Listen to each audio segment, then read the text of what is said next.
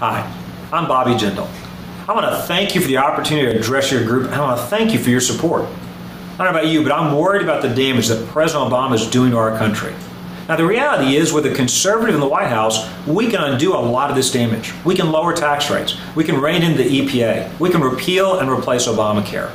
But one of the things that concerns me the most is what this president is doing to change our culture, to redefine the American dream. If you listen to his speeches, you watch his policies, he is trying to make the American dream all about redistribution, government spending, and government growth. I don't know about you, but that is not the American dream my parents taught me and my brother. As we were kids, we learned about an America where the circumstances of your birth don't determine your outcomes as an adult. An America where if you work hard, you get a great education, there's no limit on what you can accomplish. My dad, he has lived the American dream. One of 9 kids who was the only one to get past the 5th grade. Grew up in a home without electricity, without running water. Yet he'd always teach my brother and me that we should be blessed and give thanks to God Almighty that we were blessed to be born in the greatest country in the history of the world, the United States. I don't know about you, but I don't want to become the first generation that mortgages our children's future, that leaves fewer opportunities than those we inherited from our parents. And that's why I've worked hard on the specific policies, the specific issues, the specific ways we must change the direction that our country is heading in.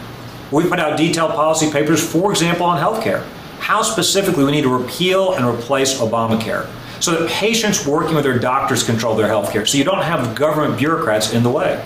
Secondly, how we as a country can become more energy independent.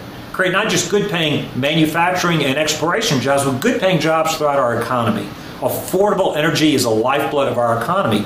The extreme liberals, the lefts, they want energy to be expensive. That's why they oppose the Keystone Pipeline, and that's why they oppose more domestic production of oil and gas on public lands. Third, in education, we've got to empower parents so that the dollars follow the children instead of making the children follow the dollars. We've got to repeal Common Core. We don't need government DC bureaucrats trying to impose a one-size-fits-all, top-down approach to our children's education. I trust moms and dads to know what's best for their daughters, their sons. And the reality is these decisions need to be made at the local level, not out of Washington, D.C. Finally, when it comes to foreign policy, we need to invest in our defense. We need a president who understands that America cannot lead from behind, that a stronger America leads to a more peaceful, a more stable world. America must stand with Israel, our closest, most important ally in the Middle East.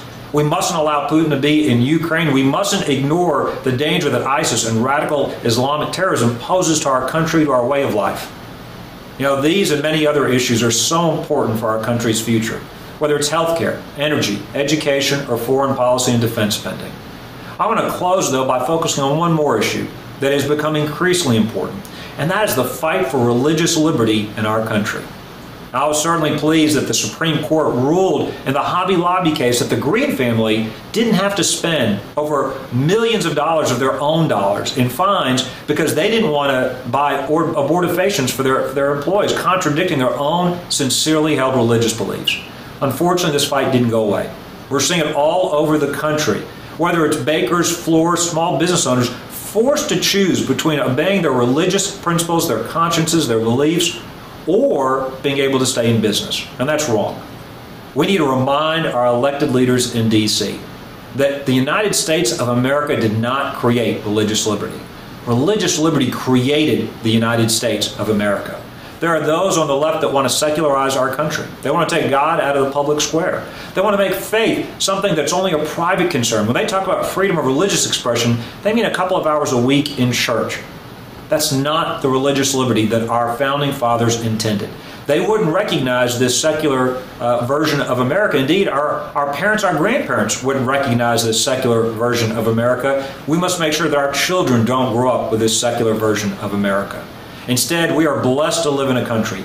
We are free to follow our faith. Under the First Amendment, we are protected and guaranteed the right.